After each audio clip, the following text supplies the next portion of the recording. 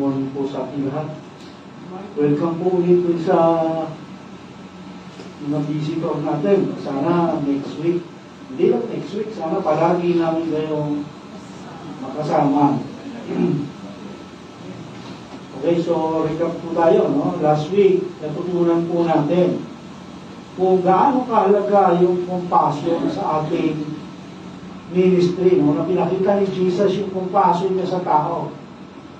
At natutunan din natin na dapat pala tayong nakikinig at tumitingin kapag may tinuturo ang Diyos sa atin. Para hindi magpaulit-ulit yung mga pagsubok. Kasi ginagamit ang Lord yung pagsubok para turuan tayo. So today, titignan naman natin yung reality sa tao in relation sa knowledge patungkol sa kalooban ng Diyos. Kaya ang title natin is, do you still not understand? Question siya. Hindi mo pa rin ba nauunawaan? Galing sa Mark chapter 8, verse 11 hanggang 21.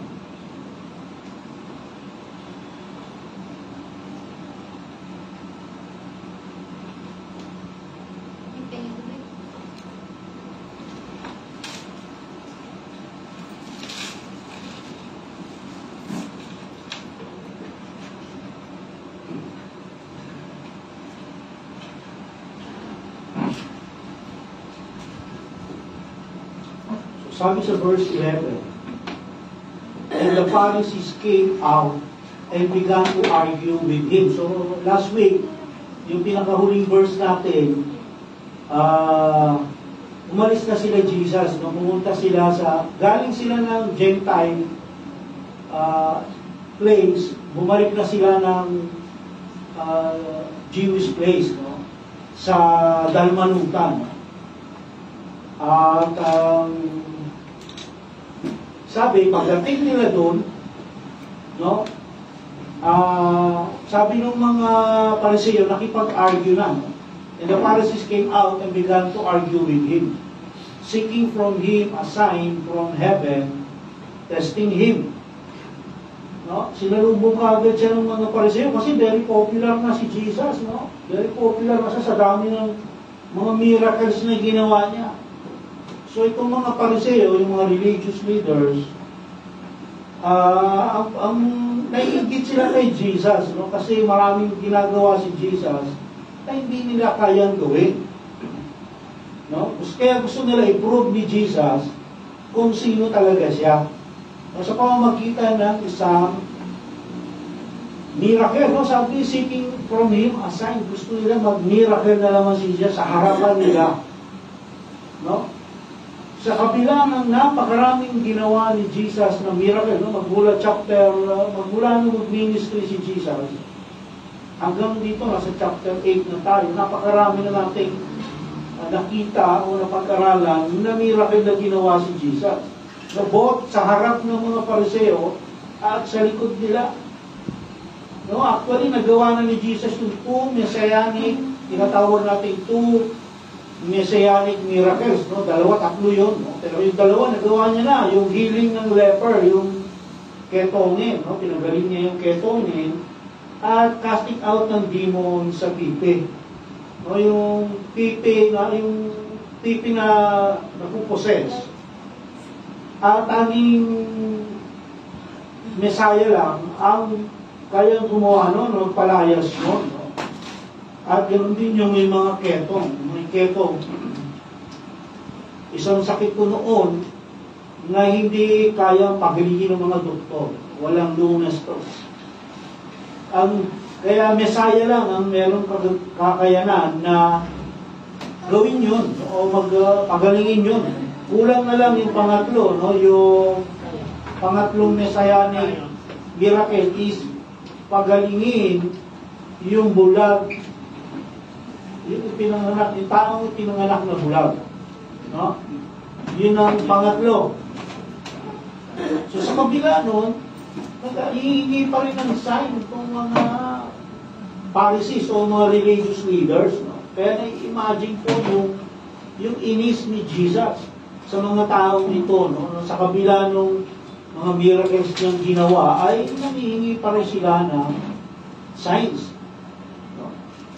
Pero habang mas maraming proof na ginagawa si Jesus, na ipinapakita si Jesus, the more na nakikita yung spiritual blindness nitong mga tao na ito, nitong mga religious leaders, no? Yung unbelief sa kanilang puso. Kaya kahit na pagbigyan ni Jesus yung hinihiling nila ngayon, sasabihin lang nila sa demonyo galing yan, power na. Kagaya ng sinabi nila noon. Kaya nagkaroon ng national rejection. No? Kasi nung pinalayas ni Jesus yung demonyo doon sa pipi, nung sa demon-possessed na pipi, sinabi nila na yung power na ginagamit ni Jesus ay galing kay Beelzebub, no? O sa demonyo. At yun yung nakumit nila yung kasalanang walang kapatawaran, which is blasphemy to the Holy Spirit. No? Kaya kahit na gumawa ulit si Jesus ng sign, sasabihin lang nila, galing sa demonyo yan, yung power na yan ni Jesus. No? Hindi pa rin sila maniniwala. Bakit hindi sila maniniwala? Mamaya malalaman natin. No? Verse 12.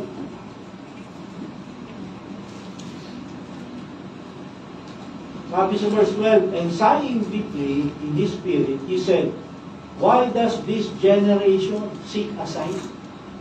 Truly I say to you, no sign will be given to this generations. Nung napabuntong hiling na si Jesus, no, na sign ng displeasure o yung hindi niya na nagugustuhan yung mga nangyayari, no, sa mga taong ito, hindi niya nagugustuhan yung unbelief ng mga tao.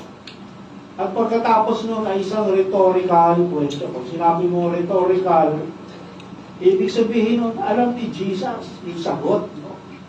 At yung question niya, alam ni Jesus yung sagot. Hindi siya nagtatanong ng hindi niya alam. Alam niya kung ano nasa heart ng mga taong ito. Alam niya kung ano iniisip ng mga taong ito. No? Na bakit sila humingi ng sign? Kahit anong gawin ni Jesus, hindi pa rin naman sila maniniwala. No? Kahit anong sign na ipakita. Bakit? Kasi yung heart nila, hardened, matigas yung heart. Yun ang problema. Yung heart. Kahit na siguro buhay ni Jesus, ilang patay ang buhay ni Jesus sa harapan nila, hindi sila maniniwala dahil yung condition ng heart nila. Pag-aralan natin noon na yung heart natin ang tinitignan ni Jesus ng Diyos. At dahil sa hardened heart nila o matigas na puso, nagbubunga yun ng spiritual blindness. Yan ang problema. Spiritual blindness at unbelief. Blind na sila, unbeliever pa, hindi sila naniniwala. Kaya nga nire-reject nila at dinideny yung katotohanan. No? Bagamat leader sila ng Israel, inililig nila ang Israel sa darkness o sa kadiliman. Kasi nasa kadiliman sila. Siyempre, kung saan sila, kung nasaan sila, doon nila dadalahin yung mga nililig nila. No? Ganun yun eh. Kaya walang magaganap na changing of mind. No, kahit na magpakita si Jesus ng sangkaterbang signs or miracles, walang magaganap na change of mind. Kasi nga, yung heart nila, yung condition ng heart. No, kaya nga sabi ni Jesus, walang sign na ibibigay sa generation na ito. Kasi nga yung generation nila, yung generation na yan, ng time ni Jesus, nag-commit ng blasphemy to the Holy Spirit, yung kasalanan walang kapatawaran. No? At yung covenant ng Diyos sa kanila dito sa mga Hudyo. Yung kasalanan ng isang tao, yung covenant ng Diyos, hanggang sa lahat ng generation niya. No, yun ang covenant sa Old Testament covenant. No, damay-damay yan sila.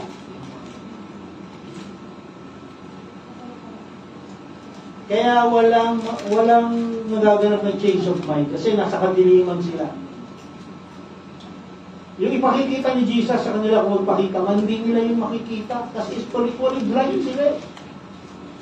No, yung bulag, kahit ano ipakita mo riyan, hindi niya makikita kasi bulag eh.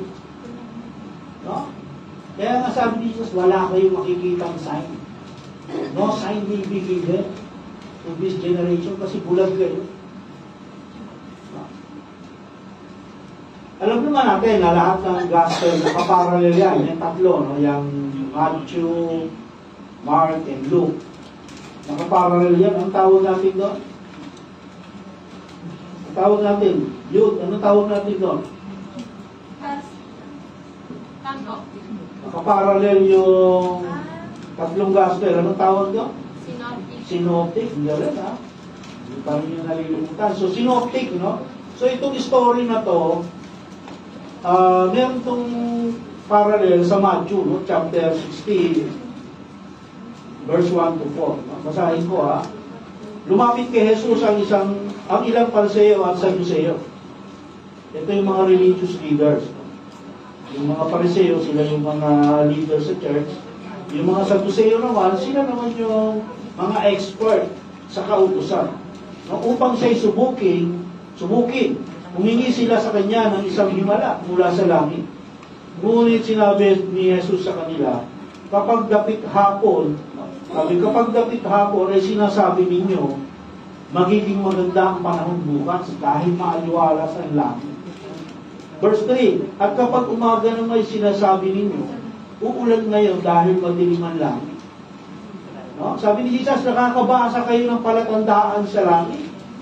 Ngunit hindi ninyo mabasa ang mga palatandaan ng kasalukuyang panahon. Lahing masama at taksil sa Diyos. So, in generation nila, naghahanap kayo ng palatandaan, ngunit walang ipakikita sa inyo. Maliban sa himalang nangyari kay Jonah. Pagkatapos nito, umalis si Jesus. Ano yung himalang nangyari kay Jonah? Kinain siya ng malaking isda. After 3 days, iniluwa siya. So ano yun? Yung resurrection ni Jesus. Prophecy yun ng resurrection ni Jesus. Sabi ni Jesus, kaya nyo mag-predict ng panahon, ng weather. Kaya nyo pinipredict ang ulan. Kahit tayo, kaya natin. Pag nakita natin makulimlim, sasabihin natin, uulan yan. Sabi ni Jesus, kaya nyo i-predict ang panahon, pero i-discern yung signs ng times, hindi nyo magawa. So wala silang discernment. Lagi ko sinasabi nga, lahat ng believer dapat meron ito. Discernment. Napakahalaga nito sa ating buhay. Kaya lagi natin ipag-pray na magkaroon tayo nito. Ito yung para malaman natin kung yung isang bagay ay godly o worldly.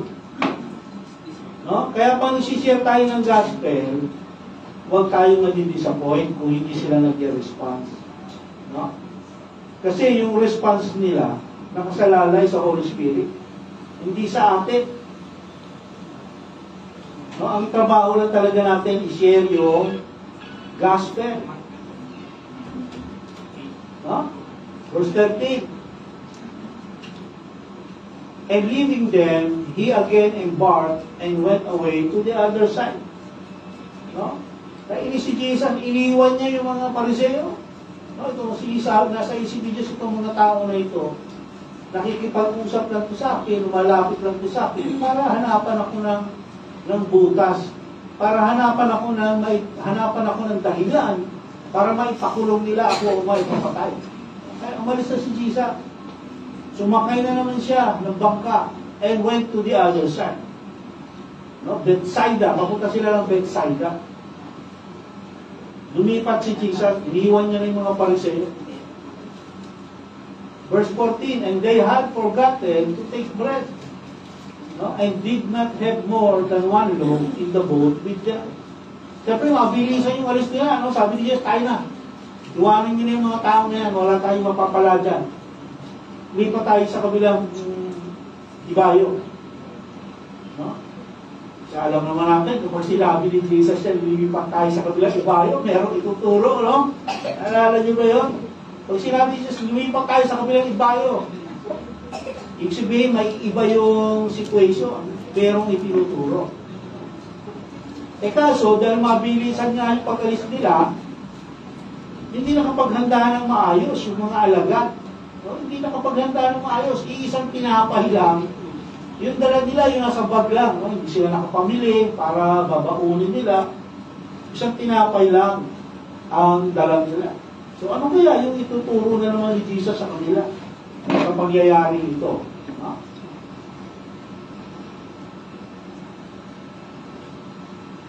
Sabi sa verse 15, and he was giving orders to them, saying, watch out, beware of the leaven of the Pharisees and the leaven of Herod. Naalala ko kahapon yung aming devotion. Yung music team kasi, bago sila mag-start, nagkakaroon ng, meron silang devotion. And yung devotion nila is tungkol sa leaven din, o pampaalsa. Nakakatuwa, sabi ko nga, yung devotion nila kapon related sa sermon today. So, sabi ni Jesus, mag-ingat kayo. No? Sa pampaalsa, no? Sa Tagalog, pampaalsa. Yung tinapay kasi, ano ba sa Tagalog ito?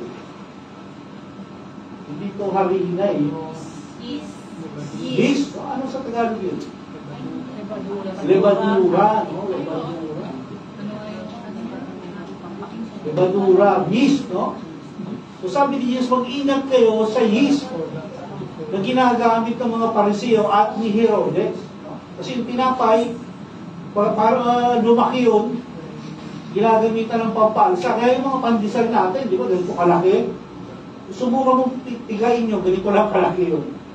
No? Dinadaya tayo ng bakery. No? Kaya sabi ni Jesus, mag-ingat kayo.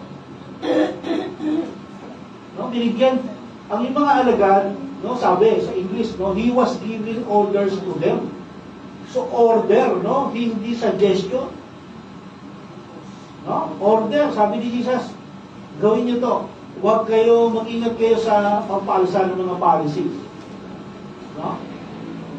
So winawarning nga ni Jesus itong mga alagad.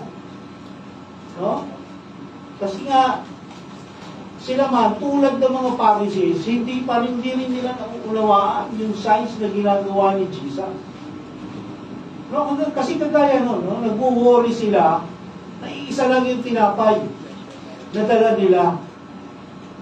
No? Mamaya makikita natin, no? Yung anong connection, bakit sinabi ni Jesus na mag-ingat kayo, na tulad ng mga Pharisees, hindi nyo pa rin nauunawaan kung ano yung ginagawa ko. No? Pagkakaiba lang nila sa mga Pariseo, itong mga alagad, sila pinili talaga ni Jesus para makasama niya at para maging mga alagad. Pero sa kaisipan, kaparehas lang nila yung mga Pariseo. Hindi nila nauunawaan kung sino talaga si Jesus. No? Tapos binanggit pa si Herod. Mamaya malalaman din natin kung bakit binanggit pa ni Jesus si Herod. Yung ano ba kahulugan ng pampaalsa? Sabi ko nga natin, yun yung nagpapalaki sa tinapay. Pero sa biblical term, ang ibig sabihin ng leaven ay kasalanan. No? Picture ito ng kasalanan. Pag sa Bible, nabasa natin, pinipicture niyan kasalanan. Sa English, a corrupting influence. A corrupting influence. Sabi nga ng Luke, chapter 12, verse 1, yung leaven, o papaalsa ng mga Pariseo, ay yung pagiging hypocrite nila. Kasi yung mga Pariseo, hypocrite. No? Sinasabi nila na sila yung righteous, na sila yung model, sila yung huwaran, pero kabaligtaran yun, no? Kasi sila, ang pinaiiral nila o tinuturo nila sa mga tao, yung mga law na ginawa nila, hindi yung law na ibinigay ng Diyos sa mga Israelita. No? Mga legalist, pag hinabi mong legalizing,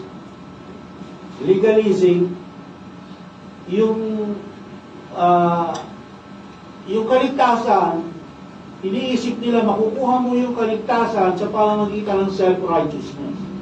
At yun ang tingin nila sa sarili nila. Self-righteous sila.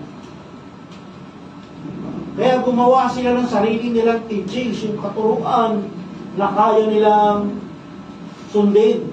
No? Yung mga pinapasunod nila sa tao. Habang pinasusunod nila sa tao yung dinidisobey nila yung kautusan ng Diyos. Kaya mga hypocrite sila. Ano resulta? Hindi tuloy maunawaan ng tao kung sino talaga yung Messiah. Kasi binigyan nila ng maling kahulugan, maling meaning. Yung pagdating ng Messiah. No, kasi si Jesus nagmula sa Nazaret. No, kasi mga magulang ni Jesus, si Joseph at si Mary, taga Nazaret. So sabi nila wala namang mabuti na manggagaling sa Nazaret. No, pinanganak si Jesus sa sabsaban. No? Sabi nila, paano magiging Messiah yan? Kasi para sa kanila, yung Messiah ay bongga pag dumating. No? Sasalubungin ng banda, mga sundalo, ganoon, no? Yung expectation nila. Pero yung Messiah dumating with humility. No? Kaya yun ang sinasabi ni Jesus, pag-ingatan nyo yung pagiging hypocrite ng mga Pariseo. Huwag kayong, yung sa madalit salita sinasabi ni Jesus, huwag kayong maging hypocrite. Huwag kayong maging hipokrito. No? Yung living naman ni Herod, no, bilanggit din. And the living of Herod. Kasi living, tandaan natin, kasalanan. No? Yung living naman ni Herod, alam naman natin yung ginawa ni Herod kay John the Baptist, no, kay JB. Ang ginawa ni Herod, pinapagutan niya si JB ng ulo. Dahil nung birthday niya, isasayaw yung daughter-in-law niya, nagustuhan niya, at tinanong niya sa harapan ng maraming bisita kung anong gustong regalo. At ang hiningi regalo nung daughter-in-law niya ay yung ulo ni JB, ni John the Baptist, no? At bagaman alam ni Herod na si JB ay lingkod ng Diyos, pinapugutan niya ng ulo, no? Nang ibabaw sa kanya yung kanyang stand sa lipunan. So, ayaw niya mapahiya dun sa mga bisita niya, kaya pinapugutan niya ng ulo. So yun din ang sinasabi ni Jesus. No? Si Herod, man pleaser. Gusto niya i-please ang tao. No? Yun ang sabi ni Jesus, huwag kayong maging man pleaser. Nakakalungkot ng maraming church ngayon. No? Mga man pleaser yung mga namumuno. No? Mga man pleaser. Gusto nila i-please yung tao kaysa sa Diyos. No? Kaya mas marami yung lumilihis sa scripture, sa katuruan. Kasi gusto nila i-please yung tao. No, yung iba pinagagaangi yung sermon, pagagaangi kasi baka pag na tamaan kung nakikinig na ito, hindi na bumalik. Baka hindi na mag-church to. Pag hindi na mag-church to, wala nang offering. No? Man pleaser. Nakita mo naman, ang bilis nilang dumami, no? Kaya yun ang babantayan nyo, no? Ang bilis nila dumami kasi mga man pleaser sila. Pag pumasok ko ron, puro madidinig mo, my plans for you is to prosper you. Wow. Puro ganun lang madidinig mo. Not to harm you. Puro magaganda na kaya mga tao balik-balik. Kaso ang problema, hindi nalalaman ng tao yung katotohanan. No? Kasi nungalingan yung kanilang natututunan. Kasi yung leader, man pleaser, gusto silang i-please. No? Nakukompromise yung gospel. Para maging kaaya-aya lang sa pandinig ng mga dumatalo. Kaya sabi ni Jesus sa mga alagad, mag-ingat kayo. Sa libing o pampalsa ni Herod, huwag kayong magiging man pleaser. Bantayan ninyo ang inyong puso, sabi ni Jesus, sa mga ganitong klaseng pampaalsa. No? Sinampol ni Jesus, mag-ingat kayo, bantayan nyo yung heart nyo. Baka maging hypocrite kayo. Kasi yun ang mga dangers, no? Dahil itong mga alagad na ito, darating yung time sila yung magiging leaders ng church. So napakadelikado na maging hypocrite sila at maging man pleaser. Kaya yun ang sinasabi ni Jesus. Beware, mag-ingat kayo. Sa mga pampaalsa nito, kung tutusin, maraming pampaalsa, pero sabi ni Jesus, dito kayo mag-ingat. Kasi darating yung time na magiging church leaders kayo, ito yung magiging kalaban nyo. No? Verse 16, and they began to discuss with one another the fact that they had no bread. Hindi nila naintindihan, no? Kung ano yung sinabi ni Jesus, kung ano yung ibig sabihin ni Jesus sa sinabi niya. No, iniisip nila, wala kasi tayong dalang tinapay, kaya nila sabi ni Jesus, ingat tayo sa pampaalsa ng mga ano. Diba? Nakakaawa din sila, no? Bagamat kasama nila si Jesus, struggle pa rin sila sa spiritual awareness. No? Kasama nila, araw-araw si Jesus, no? Si Jesus yung nagtuturo sa kanila mismo. Pero struggle pa rin sila sa awareness, no? Spiritual awareness. Hindi na nauunawaan kung ano yung sinasabi ni Jesus. Kaya yun ang inisip nila na kaya nasabi ni Jesus yun dahil wala tayong dalang pinapay. Ano kaya ang reaction ni Jesus dito, no? O minsan, ang hirap din, no? Kung makikita mo yung patience ni Jesus tsaka yung compassion niya talaga. Kasi ito sa atin to, araw-araw kita tinuturuan. No? Tapos ganyan ang isasagot mo sa akin. Kahit yung mga teacher siguro, no? Sabihin ng mga teacher, araw-araw kayong tinuturuan. 1 plus 1 equals 1. No? Pag tinanong kita 1 plus 1, nasagot mo 4. No? Sasabihin ng teacher, hindi ba ako epektibong teacher?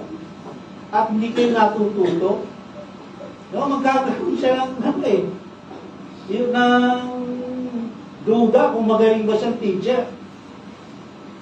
Kaya pinakikita lang noon. Darating yung time, itong mga alagad na ito, magiging successful din naman. May bibuild nila yung church. Pero yung kanilang success, sa darating nilang ministry, hindi base yun sa kanilang kakayanan. No? Kasi nga, di ba nakita naman natin kung paano sila, no? Kundi base yun sa pagkilos ng Diyos sa kanila. No? Kaya wala silang kakayanan na magmalaki. Alam nila yun na yung kakayanan natin, no, nagsishare sila ng gospel, yung tapang nila, lahat yung galing sa Diyos. Hindi naman sila ganun dati. No?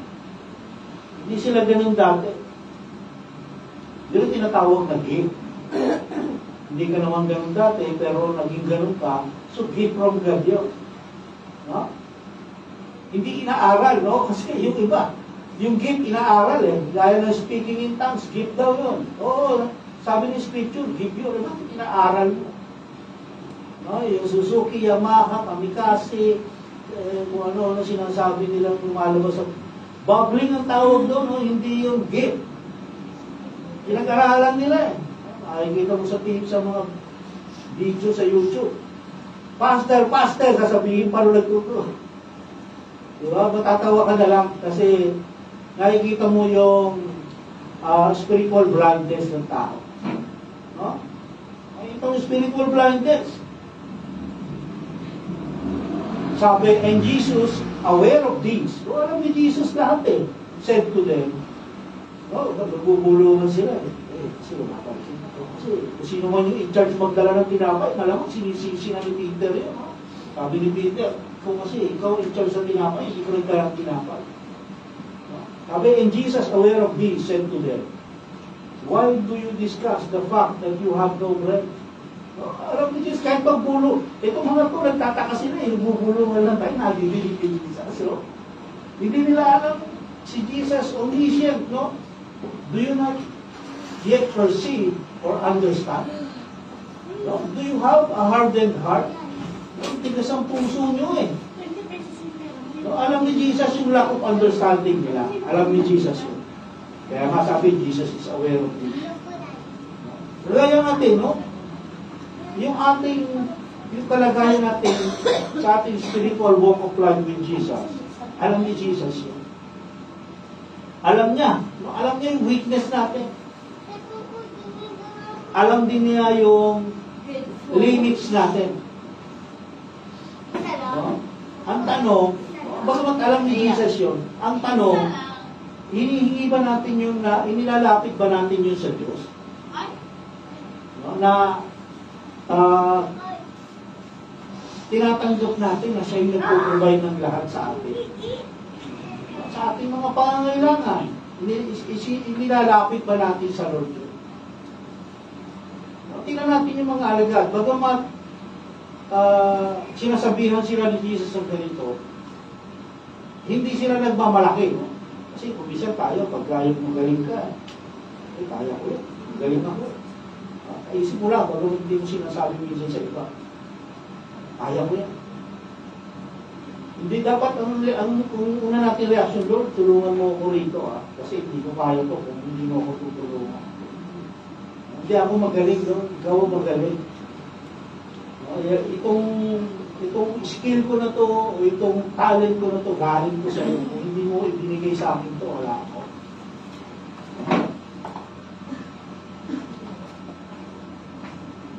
Yun ang gusto ng Lord, no? Yung humility. Sinasabi ni Jesus sa mga alagad, you are missing the point. No? Merong spiritual implication sa mga sinasabi ko sa inyo. Meron akong ibig sabihin sa sinasabi ko sa inyo. No? Nasa kabila ng witness nila sa kanilang pagsunod kay Jesus, hindi pa rin nila nakikilala kung sino ba talaga si Jesus. Na sila ay tulad rin ng mga Pariseo. No? Sabi, do you have a hardened heart? Natitigas ba yung puso ninyo? Kasi pinili sila ng Lord eh. Pinili sila ni Jesus. Dapat yung heart nila okay na, no? Kaso yung kalikasan nila bilang makasalanan, no? Yun ang nangingibabaw pa rin. Kaya nga kailangan nila yung Holy Spirit. Kasi by this time, hindi pa nila tinanggap yung Holy Spirit. Kung walang Holy Spirit, kahit anong gawing turo ni Jesus sa mga ito, hindi nila mauunawaan kasi yung heart nila, ang nananahan sa heart nila, yung likas na kasalanan ng tao.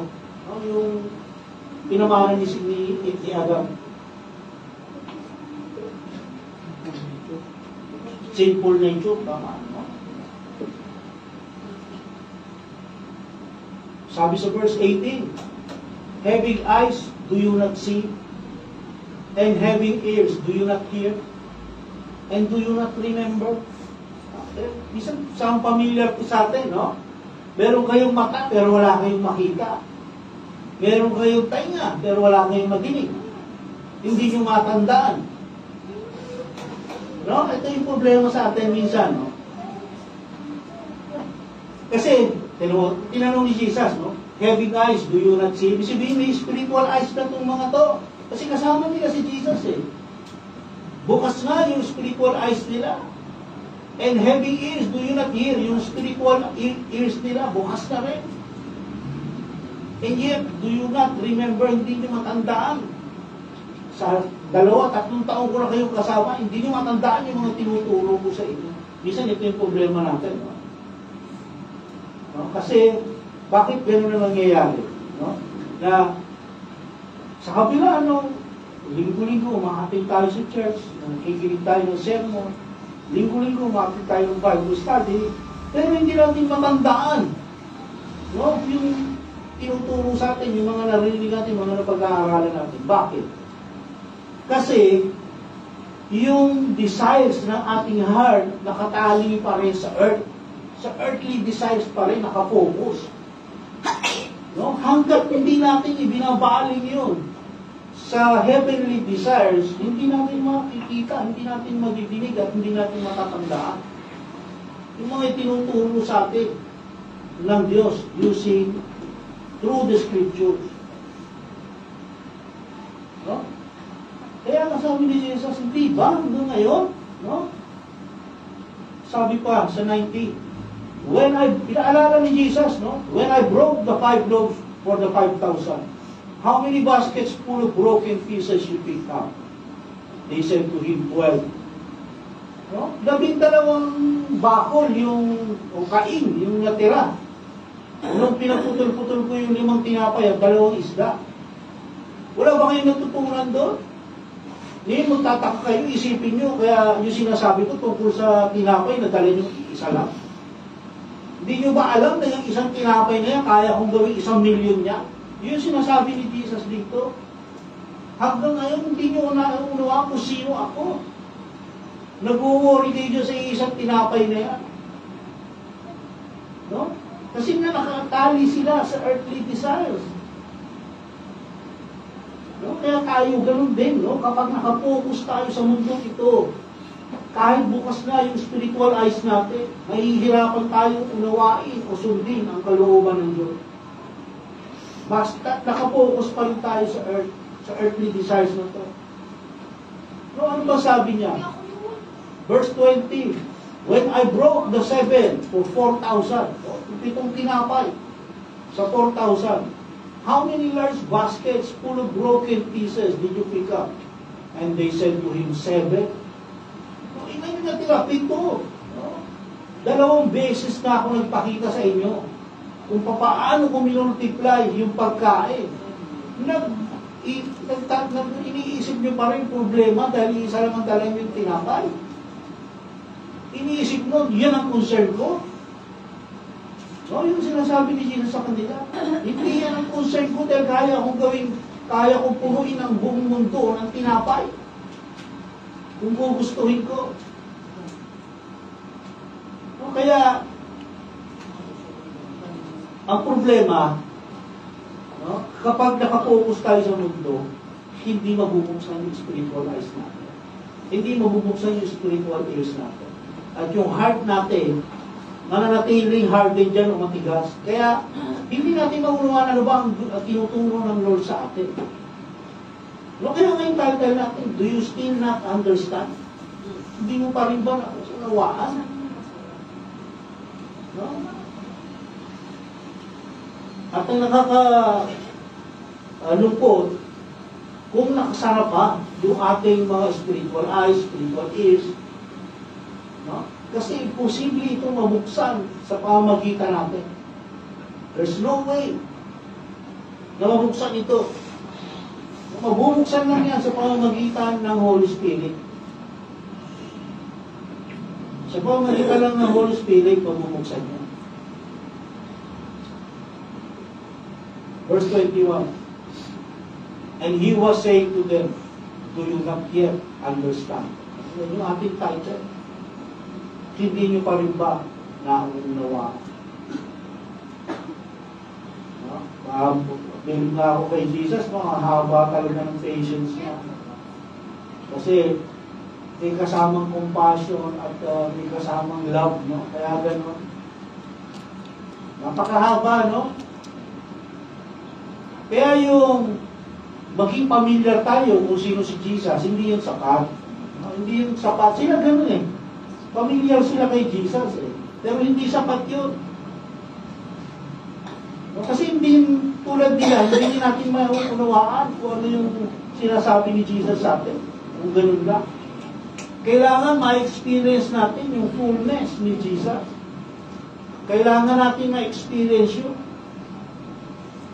Kaya kailangan natin magpatuloy. patuloy tayo, susunod tayo kay Jesus para mas makilala pa natin siya. Yung pagsunod kay Jesus, sabi nga natin, walk of life yun. Habang nabubuhay ka, susunod ka. Susunod tayo dapat kay Jesus. Walk of life. No? Hindi dapat yung magtatapos kapag ka okay yung buhay mo. Hindi. Okay o hindi okay ang buhay mo, dapat tuloy-tuloy lang. Walk of life. Tuloy-tuloy lang sa paglalakad kasama si Jesus. No? Dapat matatapos lang yun kapag kasakapiling na natin siya na physically. Pag nasa langit na tayo. Pero habang nabubuhay pa tayo dito sa earth, dapat mamumuhay tayo kasama siya. Yung walk of life with Jesus.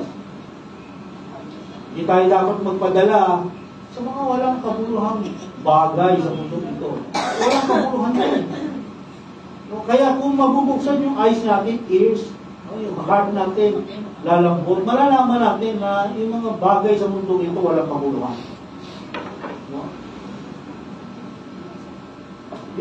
Yung maaaring ibigay ng mundo ito, walang kabuluhan niya. Ito yung sinasabi ni Jesus na libadura.